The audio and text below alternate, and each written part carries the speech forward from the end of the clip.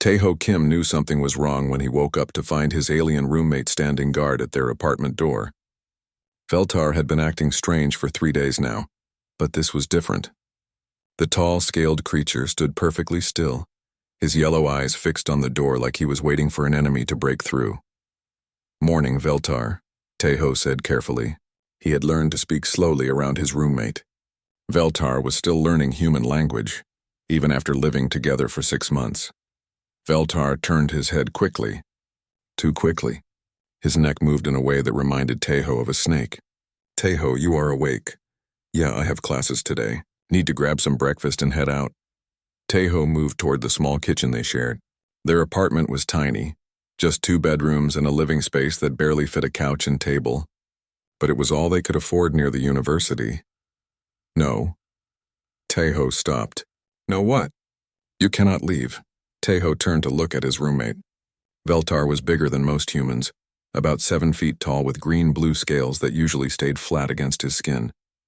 But now those scales were raised slightly, making him look even bigger. His tail, which normally stayed curled around his legs, was straight and twitching. "I have to go to class, Veltar.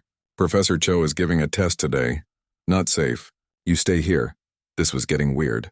Tae-ho had been studying alien biology for 3 years. He knew that some species had strange behaviors, but Veltar had always been calm and quiet. The Kitharan species was known for being peaceful. That's why the university allowed them to live with human students. What's not safe? It's just the university. Same place I go every day. Veltar's eyes got brighter. That was never a good sign. Other males. They will challenge. You are mine to protect. Tae-ho felt a chill run down his back. "Veltar, I'm not yours. We're roommates, friends, remember?" But Veltar wasn't listening anymore. He moved to the door and pressed his hands against it. Tae-ho watched in shock as a thick, clear liquid came out of Veltar's palms. The liquid started to harden quickly, sealing the edges of the door. "What are you doing?" Tae-ho rushed forward, but Veltar blocked his way, making safe. "No one can enter. No one can leave. Safe now." Tae-ho stared at the door. The clear stuff looked like glass now, completely covering the edges where the door met the frame. He reached out to touch it, but Veltar grabbed his wrist. "Do not touch. We'll hurt you." "Veltar, you can't keep me here. This is kidnapping. Do you understand? This is against human law." Veltar's scales flattened slightly. For a moment, he looked like the quiet alien who helped Tae-ho with his homework and always asked permission before using the shower. I cannot stop. My body, it does things without asking my mind." Tae-ho had studied enough alien biology to know what this might be. Some species had biological cycles that affected their behavior. He had read about it in textbooks, but seeing it happen was completely different. "Veltar, are you going through some kind of cycle?" The alien's tail curled around his legs again. "Rut. My species calls it rut. Happens every few years. I thought I had more time before the next one." "Okay." Tae-ho tried to stay calm. "How long does it last?" 7 days. Maybe 10, depends. And you can't control it? "Some things, yes. Other things." Veltar looked at the sealed door. "Other things, no. My body protects what is mine. You live here. You are mine to protect now." Tae-ho sat down on the couch. This was bad. Really bad. He had exams coming up. His friend Nari was expecting him to study with her today, and his professor would mark him absent if he didn't show up. "Can you unseal the door?" "No, not until Rut passes." Tae-ho pulled out his phone and sent a quick text to Nari. "Can't make it to study group today. Something came up with Veltar." She texted back immediately. "Is everything okay?" Tae-ho looked at his roommate, who was now checking the windows to make sure they were locked. "Not sure yet. We'll call you later." The next few hours were strange. Veltar moved around the apartment like he was patrolling. He checked every corner, every window, every possible entrance. He organized their food supplies, putting everything in neat piles. He even cleaned the bathroom twice. Meanwhile, Tae-ho tried to understand what was happening. He pulled up articles about Kitharan biology on his laptop. Most of the information was basic stuff he already knew. Kitharans were from a planet with harsh predators. They were social creatures who lived in family groups. Males went through a rut cycle every 3 to 5 years. But the articles didn't say much about what happened during the rut. Most of them just said that Kitharans became territorial and protective. They didn't mention anything about sealing doors or trapping roommates. Around noon, someone knocked on their door. Veltar's reaction was immediate and terrifying. His scales stood up so high they looked like spikes. A low growling sound came from his throat. He moved to the door and pressed his back against it. "Taeho, you in there?" It was Wu Jin, the building maintenance guy. "Yeah, I'm here," Taeho called back. "Got a complaint about strange smells coming from your apartment. Everything okay?" Taeho looked at Veltar, whose eyes were now glowing bright yellow. The growling was getting louder. "Everything's fine, Wu Jin, just cooking some alien food. Sorry about the smell. All right, let me know if you need anything." When the footsteps went away, Veltar slowly relaxed. But he stayed by the door. "He was challenging," Veltar said. "Wanted to take you away. He was just checking on us. It's his job. All males are threats now. Until Rut passes." Taeho realized he was in serious trouble. If Veltar saw every man as a threat, what would happen when more people came looking for him? What would happen when the university sent someone to check why he wasn't in class? He looked at his alien roommate, who was now examining the walls for any weak spots. Veltar wasn't a bad person. He was kind and gentle most of the time. He helped with dishes and always asked before borrowing anything. But right now he was something else entirely. Taeho made a decision. If he was stuck here for up to 10 days, he needed to understand what was happening. He needed to learn about Kithrin rut cycles not from textbooks, but from watching Veltar directly. Maybe if he was smart about it, he could even help his roommate get through this more easily. After all, humans were good at adapting. It's what they did best. Day 4 brought a routine that neither Taeho nor Veltar had planned, but somehow worked perfectly. Taeho woke up at 7, made coffee for himself and warm milk for Veltar. They ate breakfast together at the small table, with Veltar always sitting where he could see the door. After breakfast, Veltar would do his morning patrol while Taeho showered. When Taeho came out, he would sit on the couch and study from his textbooks while Veltar organized their belongings. Every few hours they would eat together or watch something on Taeho's laptop. The strange thing was how natural it felt. Veltar's protective instincts seemed to calm down when he could predict what Taeho would do next. And Taeho found himself moving more slowly, speaking more quietly, and thinking more carefully about his actions. "You are learning my patterns," Veltar said during lunch on day 4. "And you're learning mine," Taeho replied. "We're adapting to each other." Professor Cho called every day now, fascinated by what Taeho was reporting. She had contacted other xenobiology experts and they were all interested in the case. "This is unprecedented," she told him during their daily call. "Interspecies bonding during a rut cycle has never been documented. You're creating new science just by living your normal life." "It doesn't feel like normal life," Taeho said. "But it doesn't feel wrong either, just different." "How is Veltar doing?" Taeho looked at his roommate, who was cleaning their already clean kitchen for the 3rd time that day. "Better, I think. He's not as tense as he was the first 2 days. He's sleeping more.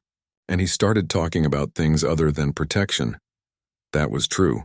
Yesterday, Veltar had asked Taeho about his family back home. He wanted to know about human family structures and how humans chose their living partners. In return, he told Taeho about Kithrin family groups and how they worked together to survive on their harsh home planet. "My birth family had 12 members," Veltar had explained. 3 adult males, 4 adult females, 5 young ones. We all protected each other. Don't you miss them? Yes, but when I came to study human culture, I knew I would be alone. Except now. Veltar had looked at Taeho with those bright yellow eyes. "Now I have the knoll again." The biggest breakthrough came on day 5. Taeho was reading a textbook about alien biology when he came across something interesting. "Veltar, listen to this," he said. "It says here that Kithrins have enhanced healing abilities during rut cycles. Something about increased hormone production. Yes, body prepares for possible fights with other males. But what if there are no fights? What happens to all those hormones?" Veltar stopped organizing the bookshelf and looked at him. "I do not know. There are always fights during rut. Males always challenge each other. But I'm not challenging you. I'm helping you. So maybe your body is producing all these protection hormones with nowhere to use them." Taeho had an idea. He had been thinking about it for days, but now he was ready to try it. "What if we gave your body a way to use those hormones for something positive instead of just waiting for threats?" "How?" "Exercise, physical activity. We could create challenges that let you protect me without having to fight anyone." Veltar tilted his head. A gesture Teho had learned meant he was very interested. What kind of challenges? Teho looked around their small apartment. Well, we could rearrange the furniture to create better defensive positions. We could practice emergency procedures. We could even do physical training together. For the first time since the cycle started, Veltar looked excited instead of just alert. They spent the rest of the day moving furniture. Veltar's strength was incredible during the rut, and he could lift things that normally took both of them to move. They repositioned the couch to create a clear line of sight to the door. They moved the table to create a barrier near the windows. But the most interesting part was when they started doing exercises together. Teho suggested simple things like stretching and basic cardio, but Veltar wanted to practice protective movements. How to shield Teho if something dangerous happened. How to move him quickly from one part of the apartment to another. This feels right, Veltar said after they finished. His scales were lying flat against his skin, and his tail was curled in what Teho had learned was a happy position. Like I am doing my job correctly. Because you are. You're protecting me by making sure we're both healthy and prepared. That evening, Nari called with news. Professor Cho wants to set up a video call with you and Veltar tomorrow. She has some experts who want to observe how you're interacting. Is Veltar okay with being observed? Teho asked Veltar, who thought about it for a moment. If it helps other humans and Kitherans live together safely, yes. The video call the next day was fascinating. Professor Cho was there, along with Dr. Minho Park, a specialist in alien behavior, and Dr. Sujin Yang, who studied interspecies relationships. They watched as Taiho and Veltar went through their daily routine. They observed how Veltar checked the apartment, but always returned to where he could see Taiho. They noted how Taiho moved deliberately and calmly, and how this affected Veltar's stress levels.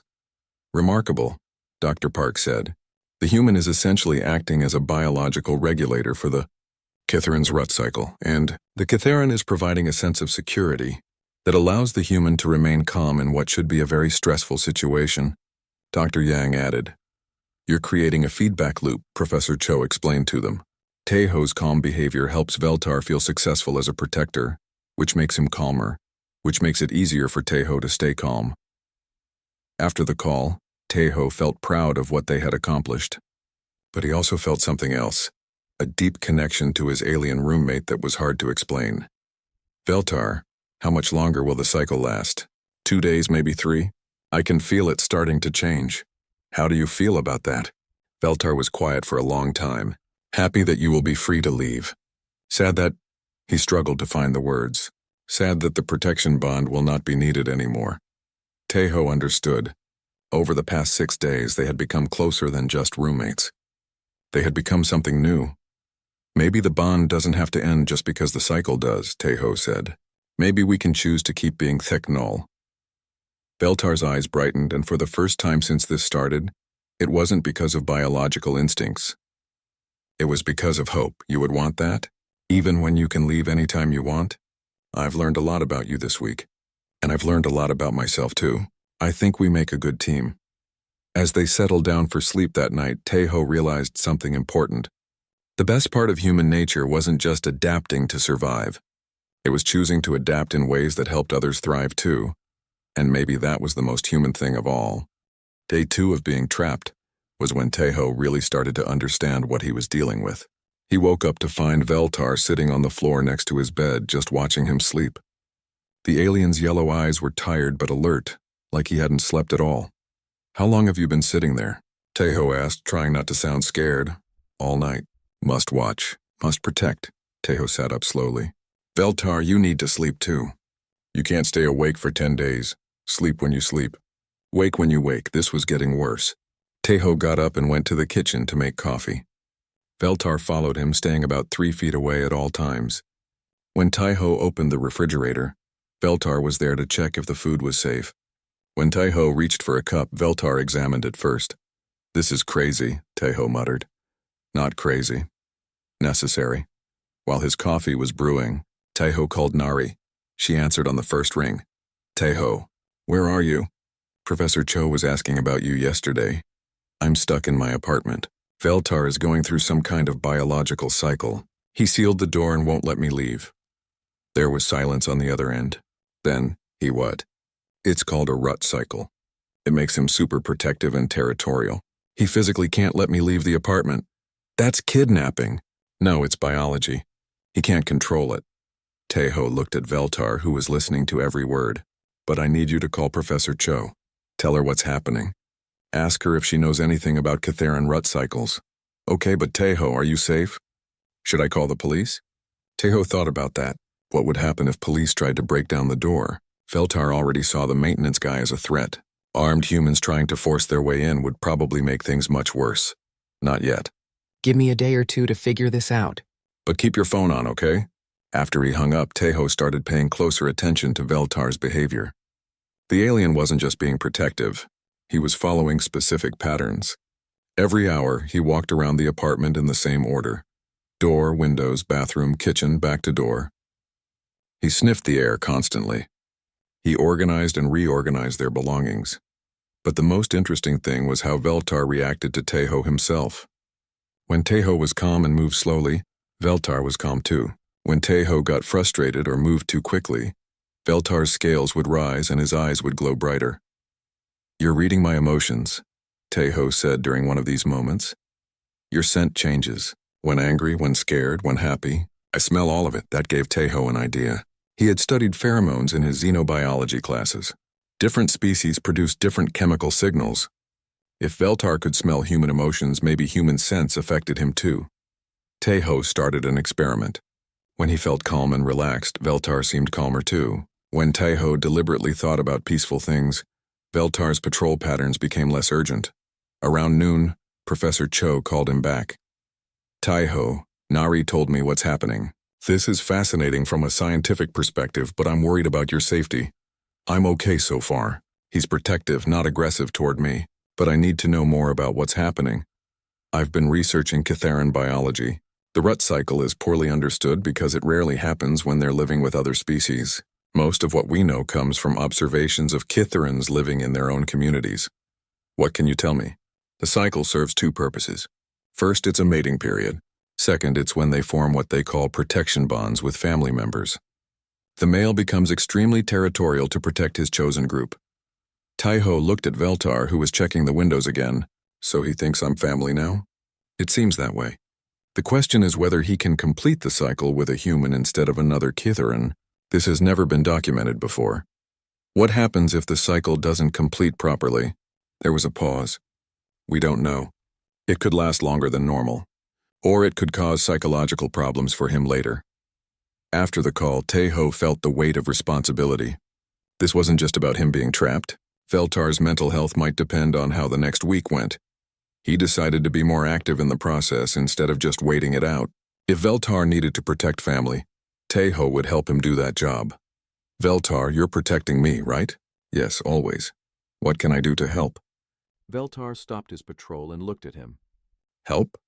You're working hard to keep us safe. Maybe I can help make it easier." For the first time since the cycle started, Veltar looked confused instead of driven by instinct. "You want to help? We're roommates, friends. If you need to protect me, then I want to help you do it right." Something changed in Veltar's eyes. The bright yellow glow softened a little. His scales lowered slightly. "Most creatures fight the protection. Try to leave. I'm not most creatures. I'm human. We adapt." Teho spent the rest of the day learning about Veltar's patrol routine. He asked questions about what the alien was checking for and why. He helped organize their food supplies in a way that made sense to Veltar's instincts. The most important discovery came in the evening. When Teho sat close to Veltar while they ate dinner, the alien's whole body relaxed. His breathing slowed down. His tail, which had been twitching constantly, curled peacefully around his legs. "You feel better when I'm close," Teho observed. "Yes. Can smell that you are safe. Can smell that you are not afraid." "I'm not afraid of you, Veltar. You're my friend." Veltar was quiet for a long moment. "In my language, we have a word. Theknal. It means chosen family. Not born family, but family you pick. Is that what I am? Theknal? Yes, my mind knows you are human, but my body knows you are Theknal." That night, Teho slept better than he had the night before, and for the first time since the cycle started, so did Veltar. The alien curled up on the floor next to Teho's bed. close enough to protect but far enough away to not be threatening. When Tejo woke up in the morning, he had a new understanding of what was happening. This wasn't just about waiting for Veltar's biology to return to normal. This was about two different species learning to trust each other completely. And maybe, just maybe, they were creating something new in the process. Something that had never happened before between humans and Kitherans. Tejo was starting to think that being trapped might not be the worst thing that had ever happened to him. It might actually be the beginning of something important. Day 7 started with a problem Tejo hadn't expected. He woke up to find Veltar pacing back and forth in the living room, his scales raised higher than they had been since the first day. The alien was making a low humming sound that Tejo had never heard before. Veltar? What's wrong? Something is changing. I can feel it, but I do not understand it. Tejo got up and approached carefully. Veltar's eyes were brighter than usual, but there was something different about the way he moved. Instead of the focused, purposeful movements of the past week, he seemed restless and confused. Tell me what you're feeling. The protection urge is still strong, but there is something else now. Something that once... Veltar stopped pacing and looked at Tejo with an expression that was almost desperate. I do not have words in your language. Tejo thought about what Professor Cho had told him about rut cycles. They weren't just about territory and protection. They were also about forming family bonds and eventually choosing mates. Veltar, is this about more than just protecting me? The alien's tail wrapped tightly around his legs. Yes, but you are human. This should not happen with human. Suddenly, Tejo understood. Veltar's biology was trying to complete the full rut cycle, which included forming deeper bonds than just protection. But because Tejo was human, not Ketheran, Veltar's instincts were confused and conflicted. It's okay, Tejo said gently. We'll figure this out. But before Veltar could respond, there was a loud knocking on the door. Not just knocking, pounding. Building management. We need to do a safety inspection. Veltar's reaction was instant and terrifying. His scales stood up so high they looked like armor. A deep growling sound came from his throat, much louder than anything Tejo had heard before. But worst of all, his eyes went from bright yellow to almost white. Veltar, it's okay. It's just Wu Jin. But Veltar wasn't listening. He pressed his back against the door and spread his arms wide, blocking any possible entry. The growling got louder. We know someone's in there, Wu Jin called. We've had reports of strange smells and sounds. We're coming in. Tejo heard the sound of keys jingling. They were going to try to unlock the door. Veltar, listen to me. Tejo kept his voice calm even though his heart was racing. They're not here to hurt us. They're just doing their job.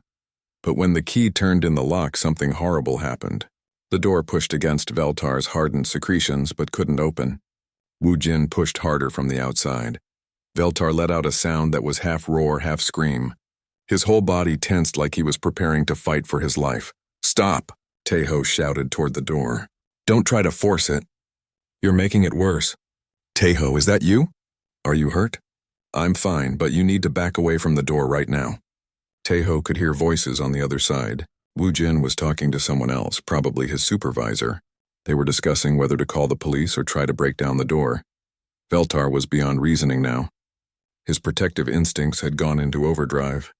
He saw the attempts to break in as a direct attack on his territory and his chosen family. His body was preparing for a fight that could seriously hurt someone. Veltar, look at me. Tejo moved slowly to stand in front of his roommate. Look at me, not the door. Those white-hot eyes focused on him. I am safe. You have protected me perfectly for 7 days. I am completely safe because of you. They want to take you away. No, they don't. They're worried about me because they don't understand what's happening. But I'm going to explain it to them. Tejo pulled out his phone and called Wu Jin's number. Wu Jin, it's Tejo. I need you to listen very carefully. Tejo, what's going on in there? Are you being held against your will? Not exactly. My roommate is going through a biological cycle that makes him extremely protective. He can't control it, and he physically cannot let anyone into our apartment right now. That's crazy. We're calling the police. If you bring armed officers to this door, people are going to get hurt. Not because Veltar wants to hurt anyone, but because his biology will see them as a threat to my safety. There was silence on the other end. How long is this going to last? Wu Jin asked finally. Maybe 2 more days. Maybe 3. I have experts monitoring the situation. I'm safe, but I need you to keep everyone away from our door until this is over. I don't know if I can do that. My supervisor is saying we need to check on your welfare. Tejo looked at Veltar, who was still tensed for battle. An idea formed in his mind. It was risky, but it might be the only way to prove to everyone that he was okay. Can you set up a video call? I'll show you that I'm safe and unharmed. It took 20 minutes to arrange, but finally Wu Jin was on a video call, along with his supervisor and someone from university security. They could see Tejo clearly, sitting on his couch, obviously unharmed. They could also see Veltar in the background, still alert but no longer in attack mode. I am safe, Tejo said clearly into the camera. I am here by choice, helping my roommate get through a medical condition. I have food, water, and contact with professors who are monitoring the situation. This is highly irregular, the security officer said. So is interspecies biology, Tejo replied. But this is a scientific situation, not a criminal one. Professor Cho joined the video call and explained the situation from a biological perspective. She used terms like involuntary protective response and biological imperative that made it sound more medical and less threatening. Finally, the officials agreed to leave them alone until the cycle was complete, but they would check in by video call every day. After the call ended, Tejo found Veltar sitting on the floor with his head in his hands. I am sorry. I could have hurt them. I could have hurt you. But you didn't. When I asked you to focus on me instead of the threat, you did it. That shows incredible control. It is getting harder. The feelings are stronger now, but also more confusing. Tejo sat down next to his roommate. Tell me about the confusion. My body knows you are Theknol. It wants to complete the bond. But you are not Kitharin. You cannot give the responses my instincts expect. What kind of responses?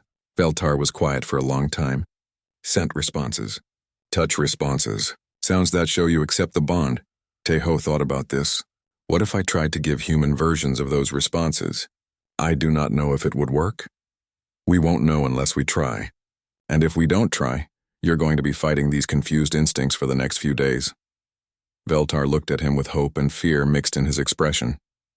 You would do that, even though it is not natural for humans? Veltar, nothing about this week has been natural for humans, but we've made it work so far. Tejo realized that they were at a turning point. They could either fight against Veltar's biology and hope it passed, or they could work with it and see if they could help it complete properly. Tell me what I need to do, Tejo said. For the first time in hours, Veltar's scales began to relax. The next morning, day 8, Tejo woke up to something he hadn't experienced all week. Silence. No patrolling footsteps, no organizing sounds, no protective humming. For a moment he was worried something was wrong. Then he saw Veltar sitting by the window, perfectly still, watching the sunrise. His scales were completely flat against his skin, and his tail was curled peacefully around his feet. Veltar. Good morning, Tejo. The alien's voice was different, calmer but also warmer than it had been before the cycle started. How do you feel? Different. The urgency is gone. The need to protect you is still there, but it feels chosen now instead of forced. Tejo sat down next to him. What changed?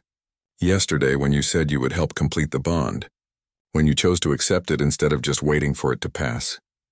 Veltar turned to look at him. My biology understood that you were truly choosing to be Theknol. The night before had been strange but important. Veltar had explained that Kitharin bonding involved sharing scents, touching hands in specific patterns, and making certain sounds that indicated acceptance and trust. Tejo couldn't produce the exact Kitharin responses, but he had found human equivalents. Instead of scent sharing, they had shared personal belongings that carried each other's smell. Instead of the traditional Kitharin hand-touching ritual, Tejo had placed his hands over Veltar's in a gesture of trust. And instead of the complex vocal sounds that Kitharins used, Tejo had simply said, I choose to be your family, in both English and the few words of Kitharin he had learned. It shouldn't have worked. But somehow it did. So the cycle is complete? Yes, my body recognizes the bond as successful. Tejo looked at the door. Does that mean you can unseal it now? Veltar nodded and stood up. He walked to the door and placed his hands on the hardened secretions. This time, instead of adding more, he began to dissolve them. Clear liquid flowed down from his palms, breaking down the seal he had created 8 days ago. Within an hour, the door was completely clear. Tejo turned the handle and pushed. It opened easily. He stepped out into the hallway and took a deep breath of air that didn't smell like their apartment. It felt strange to be outside their small space. How does it feel? Feltar asked from behind him.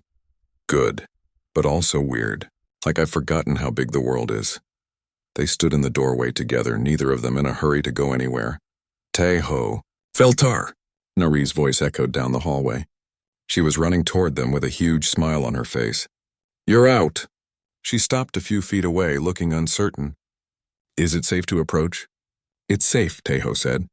The cycle is complete. Nari hugged Teho tightly, then surprised both of them by offering her hand to Veltar in the Kitharan greeting gesture she had obviously looked up.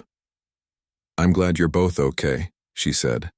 Over the next few hours, their small apartment became very busy. Professor Cho arrived with her recording equipment, eager to document everything that had happened.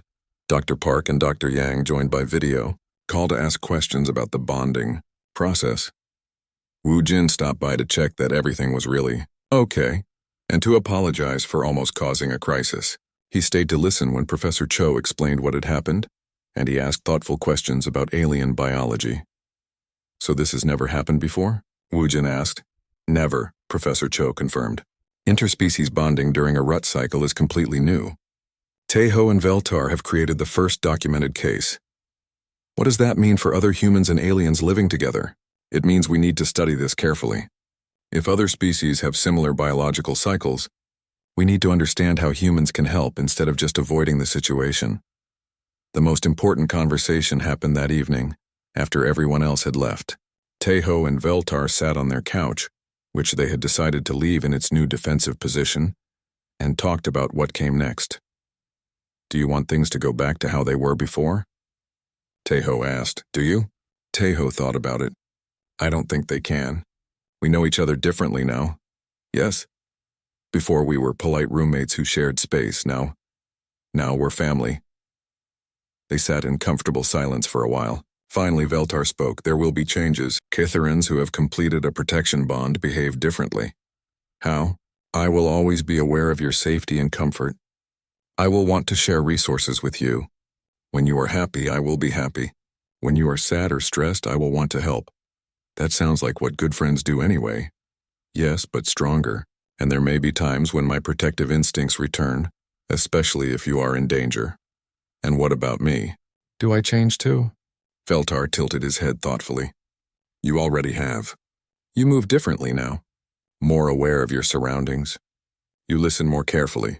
You think about how your actions affect others. Teho realized this was true.